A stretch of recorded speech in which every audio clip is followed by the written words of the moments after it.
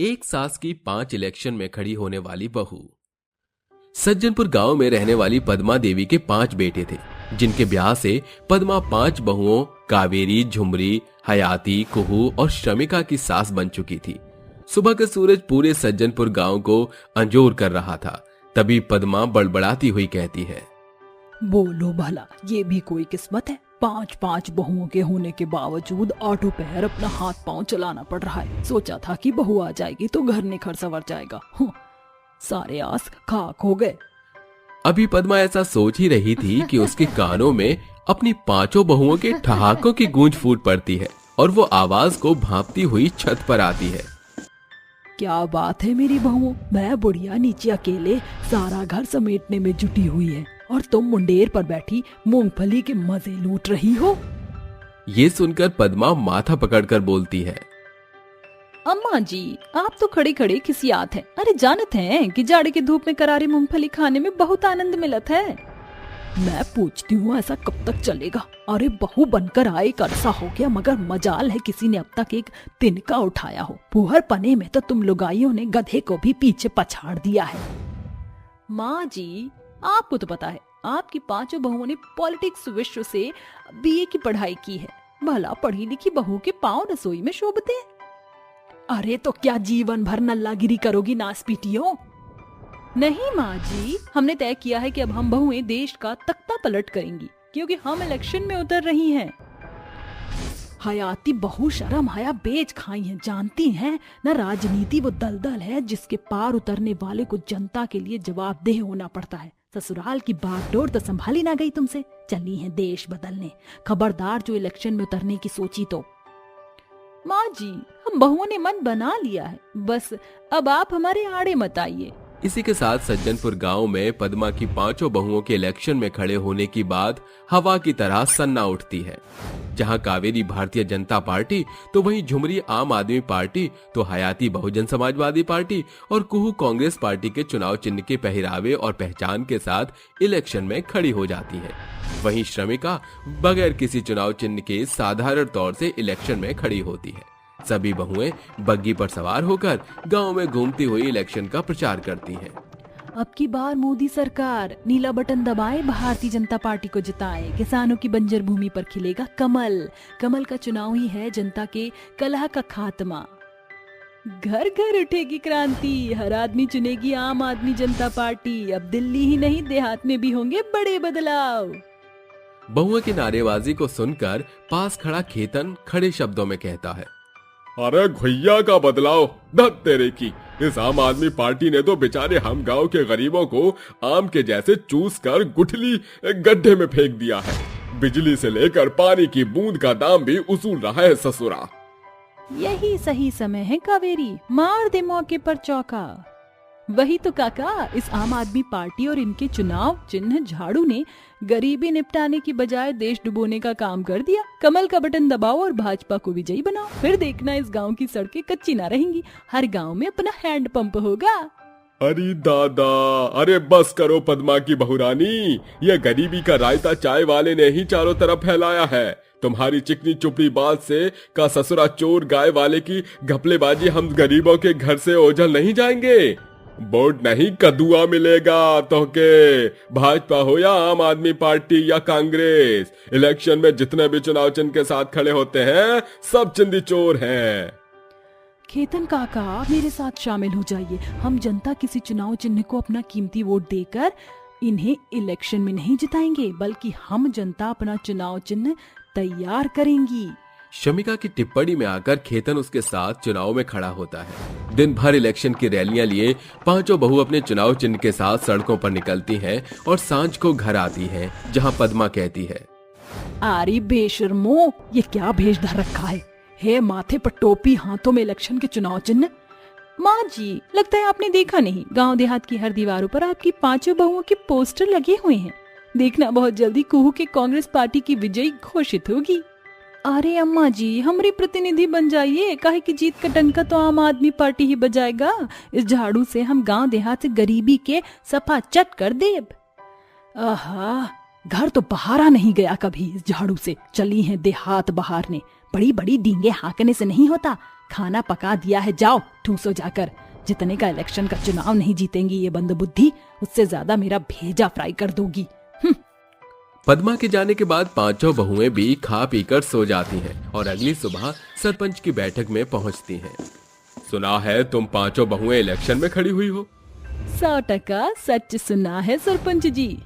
Sarpanch ji, Bahujan Samaj party को आप जैसे शेर दिल सरपंच के साथ की जरूरत है। अगर आप मेरे दल में शामिल हो जाएं तो बात बन जाएगी। एक बार इस गांव की पावर पोजीशन मेरे हाथों में आई तो फिर मैं आपको उप प्रधानमंत्री बना सकती हूँ। अपनी झूठी बड़ाई सुनकर सरपंच जेठालाल मूंछों की ताव देता हुआ बोलता है।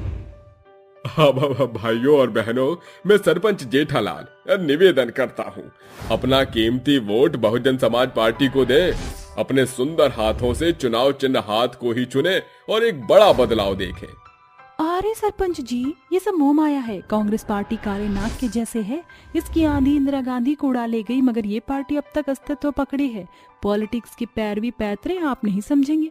मेरे दल में खड़े हो जाइए, क्योंकि भाजपा सरकार के वोटों की गणना आप जानते हैं। कमल का चुनाव चिन्ह चुनिए ताकि तरक्की आपको चूमे। भाइयों और बहनों, हमने कंचन कर से कमल का बटन दबाएं और भाजपा को विजयी बनाएं। अरे ये सरपंच जी तो अव्वल दर्जे के दल बदलू हैं, ससुरा राजनीति खेल रहे हैं। देखना मेरे झाड़ू की आंधी इंदिरा गांधी के हाथ को हवा में उड़ा डालेगी, कमल को सुखा डालेगी और हाथी को भी पछाड़ देगी। और बची श्रमिक इसकी दशा तो लावारिस लाश के जैसे, क्योंकि इसके कोई चुनाव चिन्ह नहीं। बेचारी की दशा पुष्की बम के जैसे हैं। अरे ओ केजरीवाल का काला धन कायदे में रहकर बात करो, और इलेक्शन में खड़ा होना बड़ी बात नहीं। भारत लोकतांत्रिक देश है। ये लोग अपने इच्छा से जिसे चाहे वोट दे सकते हैं। ये अपने दल का आंक बढ़ाने के लिए ये छीना छानी छोड़कर जनता पर छोड़ दो कि उन्हें जिस चुनाव चिन्ह को वोट देना होगा वह अपने मन मुताबिक दे सकेंगे। श्रमिका के सूझबूझ को सुनकर बाकी की बहू संपत्ति स्थापित करके चुनाव चिन्ह लिए इलेक्शन में अडिग खड़ी रहती है और 2 दिनों के बाद पांचों बहुओं का इलेक्शन का प्रचार खत्म होता है, जिसके साथ वोट डालने की तारीख आती है। पूरा गांव अपना वोट देता है। फिर उस रात पांचों बहुएं आपस में बात करती हैं। हम पांचों बहुओं के इलेक्शन में खड़े होने का नतीजा कल वोटों की गिनती के बाद निश्चित होगी। नतीजा चाहे जो भी हो, जनता जिसे अपना नया नेता चुनेगी, हम पांचों बहू उसे कुढ़ेंगी नहीं, क्योंकि हमारा मुद्दा ऐसा नेता पाना है जो हमारे गांव, हमारी धरती को गरीबी के दलदल में धकेले नहीं बल्कि उसे उबारे। अपनी पांचों बहुओं में उभरे ऐसी सोच देखकर पद्मा की आंख भर आती है और वो मर्म लहजे में कहती है, बहू, कल इलेक्शन के चुनाव का जो भी नतीजा निकल कर आए, मगर तुम पांचों इस सास के लिए जीत गई हो, क्योंकि राजनीति अच्छे भले रिश्तों को तोड़ मरोड़ कर रख देता है, मगर तुम्हारे बीच बंधी स्नेह की गांठ ठीक ही नहीं पड़ी। पांचों बहुएं सारी रात बिछौने पर लेटी करवट बदलती हैं। देखते ही देखते रात का गहरे अंधियारा बिहान में बदल जाता है और पांचों बहनें बैठक में उपस्थित होती हैं। साथियों, आपको क्या लगता है, पांचों बहुओं में से कौन से चुनाव चिन्ह को चुनकर जनता जीत का स्वर्ण पदक देगी? अपने सुझाव कमेंट बॉक्स में साझा करें। 2 बहुओं के 3 नशेड़ीबाज देवर। गीता और सरिता घर में खाना बना रही होती हैं। तभी उसके तीनों नशेड़ी देवर शराब पीकर घर में आते हैं और नशे में डगमगाते हुए कहते हैं, मुझे पीने का शौक नहीं, पीता हूँ गम बुलाने का। दोस्त दोस्त ना रहा, प्यार प्यार ना रहा। ओए दारू वाले कीड़ो, थोड़ा संभल कर। अगर भाभीियों ने हमें ऐसी हालत में देख लिया तो मुसीबत हो जाएगी। तभी अचानक से करण के हाथ से कांच का फ्लावर पॉट गिर जाता है, जिसकी वजह से पूरे घर में कांच के टूटने की आवाज आती है, जिसकी आवाज से गीता और बबीता की आंखें खुल जाती हैं।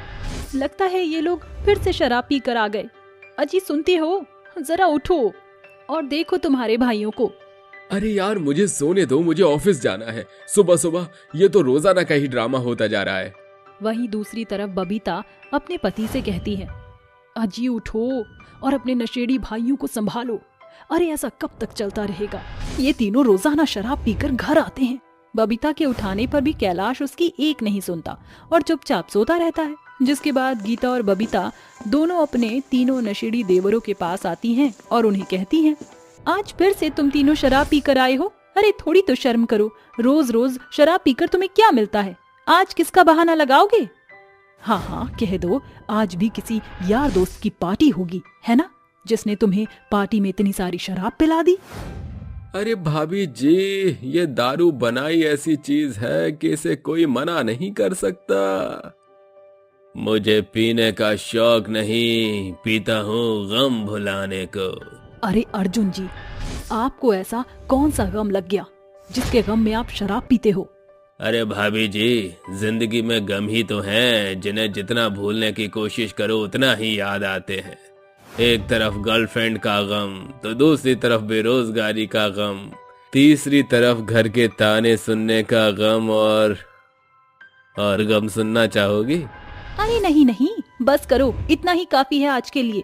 गीता और बबीता दोनों मिलकर एक एक करके अपने तीनों नशेड़ी देवरों को उनके कमरों में छोड़ने जाती हैं, जिसके बाद वह अपने देवरों को सुलाने के बाद खुद सोने चली जाती हैं। अगले दिन जैसे ही सवेरा होता है, वह दोनों अपनी सास के पास जाती हैं और उनसे कहती हैं, अरे माँ जी, ऐसा कब तक चलता रहेगा? आपके तीनों बेटे इतने बिगड़े हुए हैं कि रात भर शराब पी कर आते हैं और फिर यहाँ से वहाँ उल्टियाँ करते हैं। हे भगवान बाबू, अब मैं क्या करूं? कितनी बार तो मैंने इन तीनों को समझाने की कोशिश की है, लेकिन ये सुधरने का नाम ही नहीं लेते। इन्हें तो भगवान ही सुधारे अब। लेकिन माँ जी, हम थोड़ी अपने देवरों की उल्टियाँ साफ करती रहेंगी? अरे इन्हें थोड़ी भी शर्म नहीं है, जहाँ मर्जी उल्टियाँ कर देते हैं शराब पीने के बाद। जरा इन तीनों को उठने तो दो, मैं आज उनकी खैर खबर लेती हूँ। उर्मिला जोर जोर से अपने तीनों नशेड़ी बेटों को आवाज लगाने लगती है, अरे कमबख्त, अरे ओ नालायको, सूरज सर पर चढ़ाया है और तुम हो कि अभी तक सो रहे हो? अरे बेशर्म निकम्मो, उठ जाओ। अपनी माँ की आवाज सुनकर भी वह तीनों ढीठ बने सोते रहते हैं। ये तीनों ऐसे नहीं उठेंगे, अब मुझे ही कुछ करना होगा। उर्मिला एक डंडा उठाती है, जिसके बाद वह बारी बारी से अपने तीनों बेटों के कमरे में जाती है और एक एक करके अपने तीनों नशेड़ी बेटों को डंडे से मारना शुरू कर देती है। ये सब देखकर गीता और बबीता आपस में हंसते हुए बात करने लगती हैं। अब आया ना मजा, आखिर अब इन्हें असली मजा आएगा जब यह डंडे की मार सहन करेंगे। अरे बिल्कुल, माँ जी ने सही किया, इन्हें तो ऐसे ही डंडे से धुलाई करनी चाहिए। उर्मिला अपने तीनों बेटों को पीटती है, जिसके बाद वह नींद से उठकर अपनी माँ के पैरों में गिर जाते हैं और कहते हैं, अरे माँ, बस करो, अब क्या हमारी जान ही निकाल कर रहोगी? ए माँ, यह सुबह सुबह कौन सी चांडालनी तेरे ऊपर चढ़ गई है जो तूने हमारी सुबह सुबह ही दूध पूजा उतार दी? अरे नालायको, मैं अपनी बहुओं को तुम्हारी सेवा पानी करने के लिए नहीं लेकर आई हूँ, और तुमने ये रोज रोज शराब पीना कैसे सीख लिया? कौन तुम्हें रोज शराब पिलाता है? अरे माँ, वो दोस्तों ने जबरदस्ती। हाँ हाँ, कहो कहो कि दोस्तों ने जबरदस्ती पिला दी। मैं तुम्हारे सभी बहाने से थक चुकी हूँ। अगर तुम शराब के नशे में घर पर आए तो मुझसे बुरा कोई नहीं होगा। ऐसा कहकर उर्मिला अपने कमरे में चली जाती है, जिसके बाद गीता और बबीता दोनों रसोई में जाकर खाना बनाने लगती हैं। वहीं दूसरी तरफ करण, अर्जुन और रुद्र आपस में बात करने लगते हैं। ये सब हमारी भाभीियों का किया धरा है। अगर वो हमारी शिकायत न लगाती तो माँ हमारी इतनी धुलाई न करती। अब हमें अपनी भाभीियों को अच्छा सबक सिखाना होगा, नहीं तो वो हमारी शिकायत रोजाना ऐसे ही करेंगी। देखो, वो हमारी भाभी हैं, हमें उनके साथ कुछ नहीं कर सकते। यह बात भी ठीक है, जब से दोनों भाभी आई हैं हमारी शराब पर तो बैन लग गया है। अर्जुन, करण और रुद्र तीनों भाई शराब पीने से बहुत ज्यादा परेशान हो जाते हैं। अगर मैं शराब पी कर आते तो उन दोनों की भाभियां उनकी शिकायत उनके बड़े भाई और उनकी माँ से लगा देती, जिसके चलते उन्हें रोज रोज गालियां सुननी पड़ जाती। एक दिन करण के दिमाग में एक आइडिया आता है। मेरी बात सुनो, क्यों ना हम अपनी दोनों भाभियों और भाइयों को और साथ में अपनी माँ को एक ट्रिप पर भेज दें। फिर वो कुछ दिनों तक बाहर रहेंगे और हम घर में बहुत सारी मस्तियां करेंगे। अरे हाँ, यह भी तो सही है। उनके जाते ही हम बहुत सारी शराब लेकर आएंगे और खूब सारी शराब पिएंगे। एक काम करता हूँ, उन्हें मनाली का पैकेज दिलवा देता हूँ। कम से कम 1 से 2 हफ्ते तो बाहर ही रहेंगे। वह तीनों ऐसा सोचकर अपने भाइयों को मनाली का पैकेज दे देते हैं। अपनी भाभीियों के साथ साथ वह अपनी माँ को भी बाहर घूमने के लिए भेज देते हैं। जिसके बाद वह तीनों मिलकर घर में खूब सारी शराब लेकर आते हैं और चारों तरफ शराब की बोतलें ही नजर आ रही होती हैं।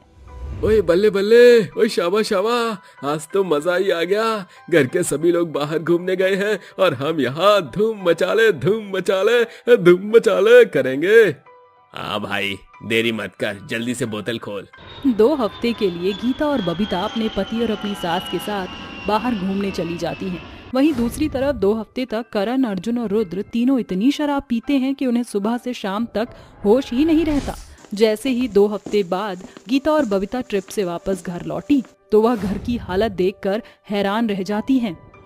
देखा ना जी आपने, इन्होंने हमारे जाने का कितना फायदा उठाया है। घर की हालत तो देखो, ये भगवान, पूरा घर अपवित्र हो गया है। चारों तरफ शराब की बोतलें ही नजर आ रही हैं। हे भगवान, घर की हालत क्या कर दी है हमारे देवरों ने। आज इन तीनों की खैर नहीं, आज मैं इन्हें मार मार कर इनका भूत उतार दूंगी। तभी घर का टेलीफोन बजता है, जिसके बाद बबीता टेलीफोन उठाती है। टेलीफोन की दूसरी तरफ एक नर्स कहती है, ज्यादा अल्कोहल पीने की वजह से आपके तीनों देवरों की हालत बहुत ज्यादा खराब हो चुकी है और उनके लीवर में इन्फेक्शन हो गया है। आप तुरंत हॉस्पिटल में आ जाइए। यह सुनते ही बबीता रोने लगती है और रोते हुए अपनी सास और गीता को फोन पर हुई सभी बात के बारे में बताती है। जिसके बाद वह तीनों तुरंत हॉस्पिटल पहुंच जाते हैं। हे भगवान, देखो जरा शराब की वजह से उन्होंने अपनी हालत क्या कर रखी है। हम लोगों ने कितना समझाया था, लेकिन इन्हें तो बिल्कुल भी हमारी बात समझ नहीं आई। अब अपनी गलती की सजा भोग रहे हैं। उन तीनों के लीवर में इन्फेक्शन होने की वजह से उनकी हालत बहुत ज्यादा खराब हो जाती है, जिसकी वजह से ना वह कुछ खा पाते ना कुछ पी पाते, जिसके चलते गीता और बबीता दोनों हॉस्पिटल में अपने तीनों देवरों का बहुत ज्यादा ख्याल रखती हैं। कुछ ही समय में उन तीनों को हॉस्पिटल से डिस्चार्ज मिल जाता है। गीता और बबीता उन्हें वापस घर ले आती हैं और घर लाने के बाद भी उनकी बहुत अच्छे से देखभाल करती हैं। एक दिन वह तीनों ठीक हो जाते हैं, जिसके बाद गीता और बबीता एक दारू की बोतल लेकर आती हैं और बैठकर दारू की बोतल खोलते हुए कहती हैं, आज तो बहुत खुशी का दिन है, मैं तो दारू पीना चाहती हूँ। अरे अरे, तुम अकेले नहीं, मैं भी तुम्हारे साथ पीऊंगी।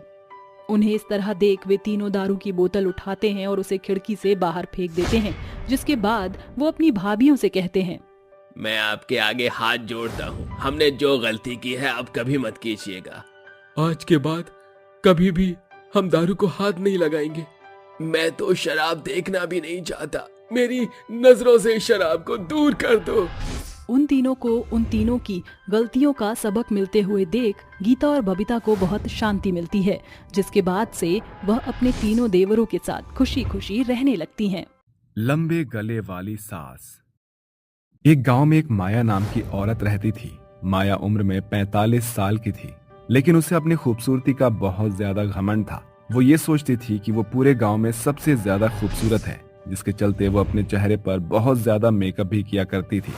वो हर रोज शाम के वक्त टहलने निकला करती थी। एक दिन वो टहलते टहलते जा रही थी। रास्ते में उसकी कुछ सहेलियां उसे मिल जाती हैं। अरे कांता, कहाँ जा रही हो? कहीं नहीं बहन, घर की तरफ जा रही हूँ। मेरी बहू और बेटा इंतजार कर रहे होंगे।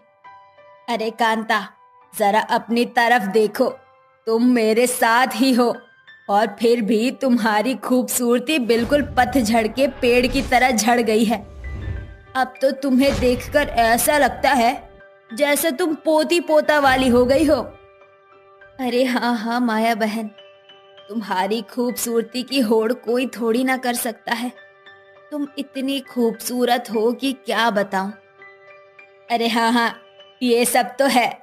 आखिर मैंने अपनी खूबसूरती को ढलने थोड़ी दिया है। मेरी उम्र के हिसाब से आज भी मैं बिल्कुल जवान लगती हूँ, जवान। माया की सहेलियां उसकी बातों पर हंसने लगती है, जिसके बाद उसकी सहेलियां वहां से चली जाती हैं। माया टहलकर वापस अपने घर आ जाती है। जैसे ही विक्रम अपनी माँ माया को देखता है, वो अपनी माँ से कहता है, अरे माँ, ये क्या हालत बना रखी है आपने अपनी, इतना मेकअप और वो भी इस उम्र में। तुझे नहीं पता, ये मेकअप ही तो मेरी खूबसूरती को 4 चांद लगाता है।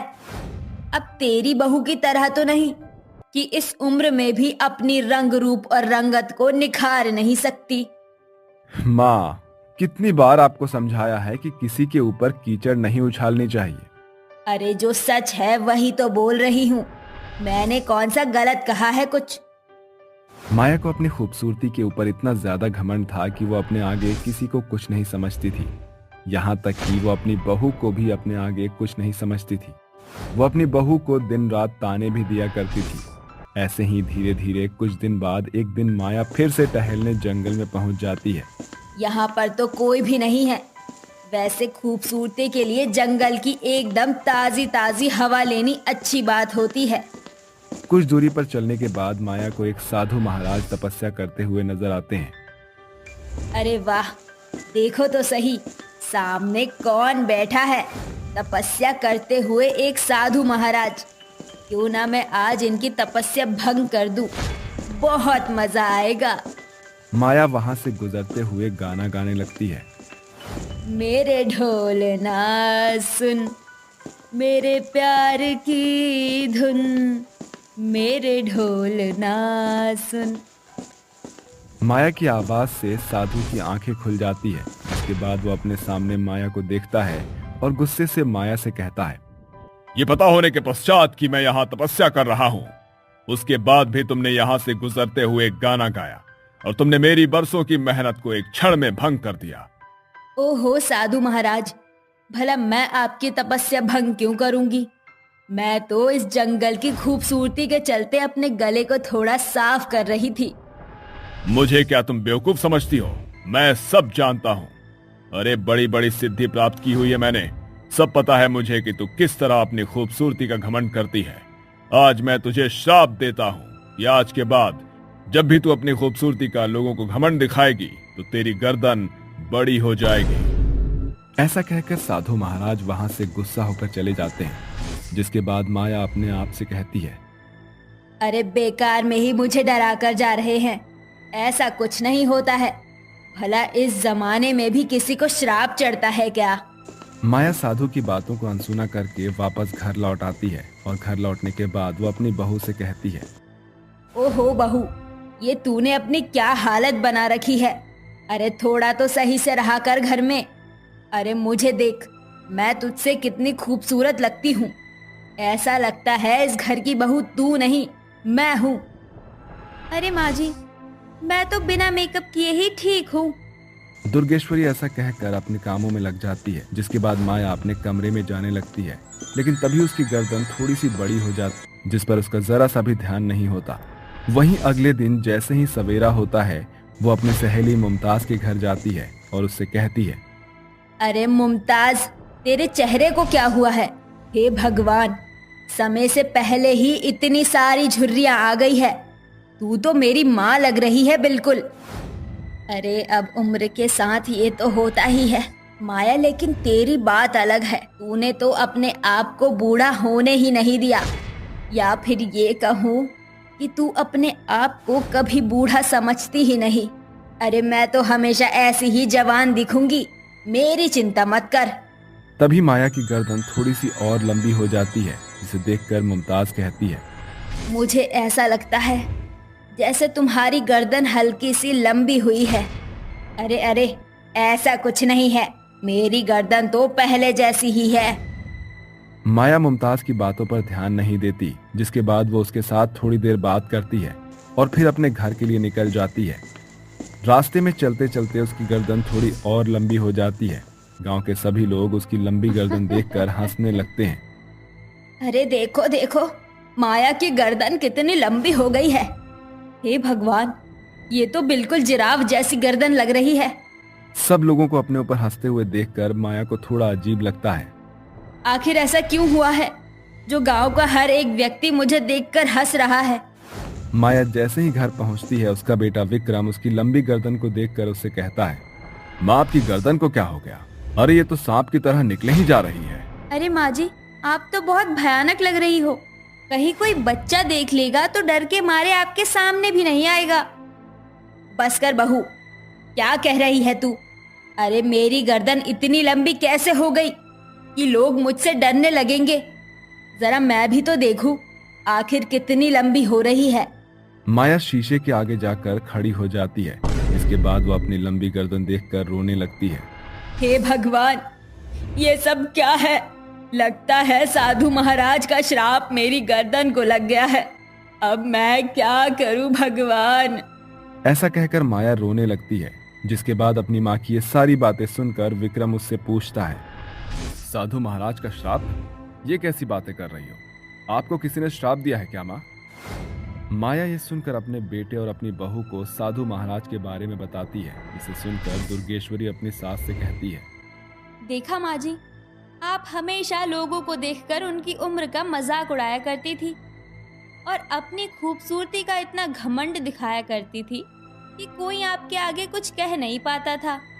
लेकिन आज देखो, आज आपको कोई अगर देख ले तो 7 दिन तक डर के मारे घर से बाहर ही ना निकले। बेटा, ये सब मैं बर्दाश्त नहीं कर सकती। मुझसे बहुत बड़ी गलती हो गई। आज के बाद मैं कभी किसी की खूबसूरती का मजाक नहीं उड़ाया करूंगी और ना उनकी उम्र के हिसाब से उनकी तुलना करूंगी। लेकिन मेरी गर्दन मुझे पहले जैसी चाहिए। मैं तुम्हारे आगे हाथ जोड़ती हूँ बेटा, कुछ कर। आप चिंता मत करो माँ, मैं साधु महाराज को ढूंढ कर लाऊंगा और उनसे इस श्राप का तोड़ मांगूंगा। विक्रम जंगलों में जाकर यहाँ वहाँ साधु महाराज को ढूंढने लगता है, लेकिन उसे साधु महाराज कहीं नहीं मिलते।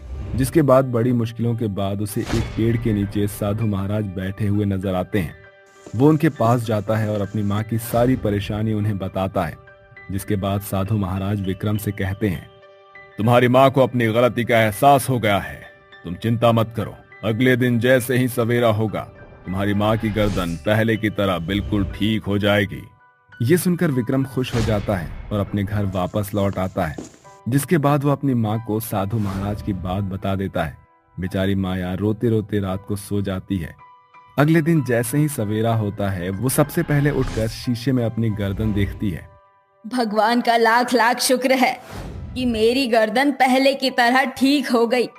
आज के बाद मैं कभी भी किसी की खूबसूरती का मजाक नहीं उड़ाऊंगी और ना किसी की तपस्या भंग करूंगी। उस दिन के बाद से माया बिल्कुल सुधर जाती है और लोगों को परेशान करना बंद कर देती है और अपने परिवार के साथ खुशी खुशी रहने लगती है। बांझ बहू का नसीब। भगवती देवी जैसे ही अपने कमरे के भीतर से निकलती है तो वृंदा कहती है, क्या बात है सासू माँ, आज इतनी साज सज्जा, आप कहीं बाहर जा रही हैं? इस पर भगवती देवी बुरा बेबाक मुंह बनाकर वृंदा के बाल पकड़कर उस पर बांझपन के तानों की बौछार करते हुए कहती है, बेड़ा गर को इस बांझ का। क्योरी बांझ पाखेरू, बिना मनहूस जुबान चलाए तुझे चैन नहीं पड़ता। अच्छे खासे काम में भी बाधा डालना तो तुझ बांझन की पुरानी आदत है। शोरगुल सुनकर वहाँ भगवती देवी का बेटा कौशल आता है। क्या बात है माँ, ये शोर शराबा कैसा है? क्या बताऊं कौशल बेटा, मैं कमला की बहू बिपाशा की गोद भराई में जा रही थी, उतने में ये बांझ बला मेरे सामने आकर खड़ी हो गई। अभी सास के बुरे ताने बंद भी नहीं हुए थे कि कौशल भी वृंदा को बुरी बातें सुनाना शुरू कर देता है। अरे ये बांझ हमारे घर के लिए कलंक बन गई है। इसका चेहरा देखकर बनता काम भी बिगड़ जाता है। 10 साल हो गई शादी को, मगर एक बच्चा तक न दे सकी। दफ्तर में मैनेजर से लेकर कलीग साथ मिलकर मेरा मजाक बनाते हैं, पूछते रहते हैं कब बनेगा बाप। अरे इसके बाद की आई सभी की बहुएं बच्चा जन चुकी है, मगर इस बांझ की बला से हमारा ही घर सालों से सूना है। माँ जी, मेरे नसीब में माँ बनने का सुख भोगना नहीं लिखा तो इसमें मेरा क्या दोष? आप दोनों भली भांति जानते हो कि कमी केवल मुझ में ही नहीं, कौशल जी में भी मौजूद है। ये सुनकर कौशल का गुस्सा 7वें आसमान पर पहुंच जाता है और वो कहता है, बहुत जुबान चलने लगी इस बांझ की। मैं तो कहती हूँ आज इसका काम तमाम कर दे। कम से कम हम माँ बेटे के सर से इस बांझ का बोझ तो उतरेगा। कमीनी, तू कहना क्या चाहती है कि मेरी मर्दानगी में कमी होने के कारण मैं बाप नहीं बन पा रहा? रुक, अभी सबक सिखाता हूँ तुझे। कौशल अपने बेड से वृंदा को खूब मारता पीटता है। उसके लाख करहाने पर भी भगवती आगे बढ़कर उसे बचाने के बजाय अपने मुंह से अंगारे बरसते हुए कहती है, बहुत जुबान चलने लगी इस बांझ की। मैं तो कहती हूँ आज इसका काम तमाम कर दे। कम से कम हम माँ बेटे के सर से इस बांझ का बोझ तो उतरेगा। वृंदा के लिए ये सब सहना पहली बार नहीं था, बल्कि ये अत्याचार बरसों से चला आ रहा था। वो बांझपन के कारण कभी पति के हाथों पिटती तो कभी सास का सताव सहती। समय गुजर रहा था। एक सांझ घर का टेलीफोन बजता है। वृंदा जैसे ही फोन उठाती है तो उसे दुखद समाचार सुनने को मिलता है। देखिए, मैं सिटी हॉस्पिटल से डॉक्टर माथुर बात कर रहा हूँ। आपकी रिश्तेदार मिसेस बानी बुरी हालत में है, इस अस्पताल में एडमिट है। ये सुनकर वृंदा के हाथ से फोन छूट जाता है और भगवती कहती है, अरे मेरी मनहूस बहू, यूं अचानक स्तब्ध क्यों हो गई? कौन था फोन पर? बकेगी भी। माँ जी, बानी जी अस्पताल में भर्ती है, हमें फौरन वहाँ पहुँचना होगा। सभी दौड़ते भागते हुए अस्पताल आते हैं, जहां आईसीयू बिछोने पर पड़ी बानी जिंदगी की आखिरी सांसें गिन रही थी। मेरी बच्ची, ये क्या हो गया? माँ, मेरे पास ज्यादा समय नहीं। वृंदा भाभी, जल्दी से यहाँ आओ। वृंदा उसके पास आकर कहती है, बानी जीजी, फिक्र मत करिए, आप बहुत जल्दी ठीक हो जाएंगी। भगवान के घर देर है, अंधेर नहीं। इन बातों का कोई फायदा नहीं भाभी, अब बहुत देर हो चुकी है। मैं अपने बेटे गोपाल की जिम्मेवारी आपको सौंप रही हूँ। मेरी अंतिम इच्छा है कि आप इसकी माँ बनकर इसका ख्याल रखना। वादा करो भाभी। हाँ जी, मैं वादा करती हूँ। अगले ही पल बानी वृंदा को वचनबद्ध करके दम तोड़ देती है। वृंदा गोपाल को गोद में थामे घर आती है, जहाँ भगवती कहती है, अरे ओ बांझ बला, किसने कहा था तुझे अस्पताल में अपनी मनहूस जुबान चलाने को? मैं मेरी बेटी की आखिरी निशानी को तुझ बांझिन के भरोसे नहीं सौंप सकती। अरे जिसकी खुद की गोद बरसों से सूनी है, क्या पता उसके आंचल की छांव इस दुधमुहे बच्चे के लिए अभिशाप बन जाए और कहीं इसकी बिना सांसें छिन जाएं। ये कैसी बात कर रही हैं आप? मरते वक्त मैंने बानी जीजी को वादा किया था कि गोपाल का ख्याल रखूंगी। मुझे माँ बनकर इसे पालने का एक मौका तो दीजिए। ठीक है, मैं तुझ बांझ को अगले 1 महीने का मौका देती हूँ। वृंदा घर का कामकाज निपटाकर जैसे ही सोने चलती है, 6 माह का गोपाल जोर शोर के साथ रोना शुरू कर देता है। वृंदा उसे गोद में उठाकर चुप कराती है। ना मुन्ना, ना रो, चुप हो जा, मेरा राज दुलारा, चुप हो जा। वृंदा की लाख कोशिशों के बावजूद भी गोपाल चुप होने की बजाय सिसकियां पकड़ लेता है। इस पर कौशल और भगवती भी जाग उठते हैं। अरे क्यों रुला रही है मेरे नाती को? बच्चा जना होता तब तो अता पता होता कि बच्चा कैसे चुप होगा, बांझ बला कहीं की। इसके बाद कौशल और भगवती भी बारी बारी से गोपाल को चुप कराने की कोशिश करते हैं। तभी वृंदा गोपाल के प्यास को भांप कर कहती है, शायद गोपाल प्यासा है। अरे बौरा गई हो क्या? 6 महीने का बच्चा भला पानी कब से मांगने लगा?